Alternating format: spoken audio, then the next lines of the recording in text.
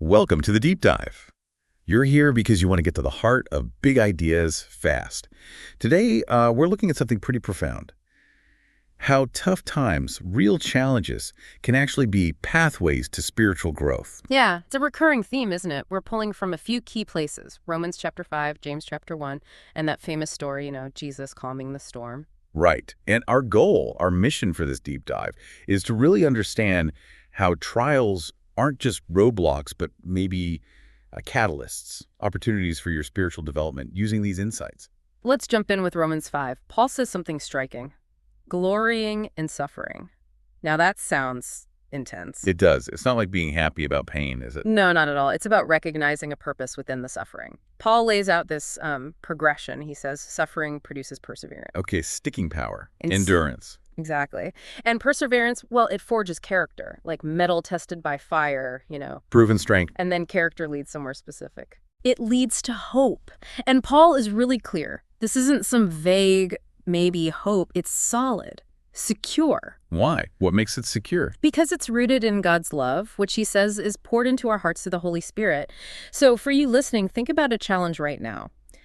How might seeing it as a step towards perseverance, character, and that kind of hope, how might that shift things? Okay, shifting gears slightly to James chapter 1, he drops this bombshell.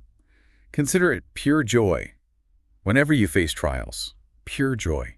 Serious. Yeah, it sounds completely counterintuitive, doesn't it? But again, James isn't talking about plastering on a fake smile. So what's the joy then? It's recognizing the potential outcome. He says the testing of your faith develops perseverance, echoing Paul, right? Yeah, that connection's clear. But James adds this ultimate goal.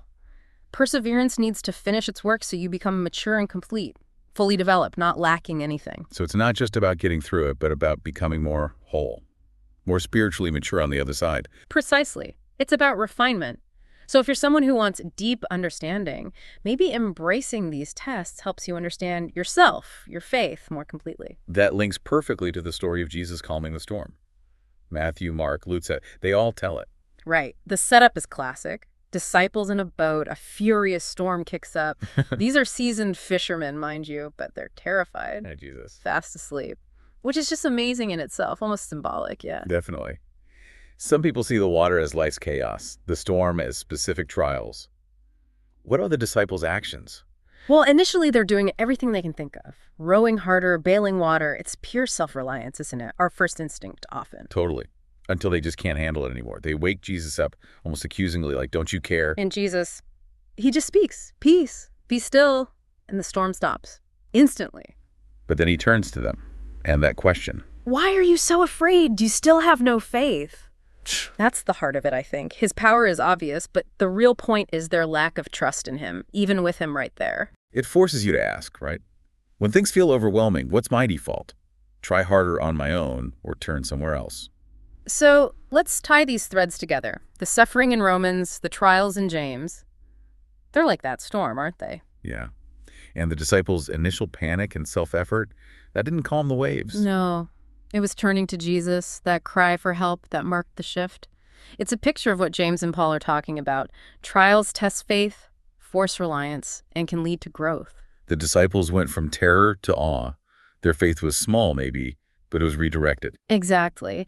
And maybe sometimes God allows us to hit the limit of our own strength so we look beyond ourselves. The peace he offers isn't necessarily taking the storm away immediately. But an inner calm, trust amidst the chaos. That seems to be the idea.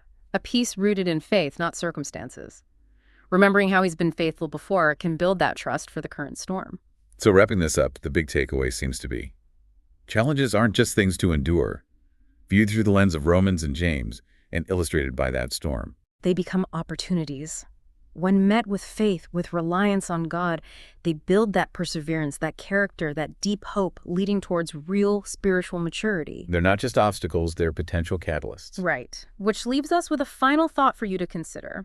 Take a current challenge you're facing right now. What if, instead of just seeing it as a problem to solve, you viewed it as Paul and James suggest, as a potential pathway to growth, resilience, deeper trust?